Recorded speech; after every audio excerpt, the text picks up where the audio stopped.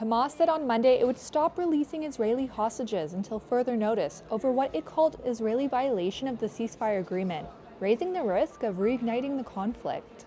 The Palestinian militant group was set to release more Israeli hostages on Saturday in exchange for Palestinian prisoners and other Palestinians held in Israeli detention, as had been happening over the last 3 weeks. A Hamas military wing spokesperson said Israeli violations include delaying Palestinians from returning to northern Gaza, targeting Palestinians with Israeli shelling and gunfire, and stopping aid from entering the Strip. Israel's defense minister said Hamas's announcement violated the ceasefire deal and that he had instructed the military to be at the highest level of readiness in Gaza. Protesters in Tel Aviv demanded the safe return of all hostages on Monday. We are getting used to seeing our people getting back, sometimes horrible conditions, but alive. And we're expecting for this deal to continue until its very end, and by the conditions fully.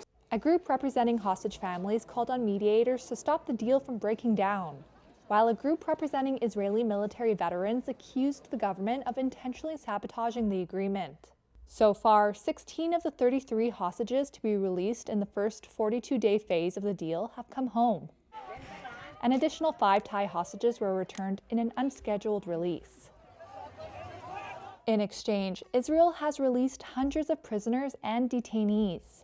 Meanwhile, Gazans are trying to rebuild their lives in the shattered enclave. The unexpected announcement comes amid growing doubts over an already fragile ceasefire that has largely held since it began on January 19th.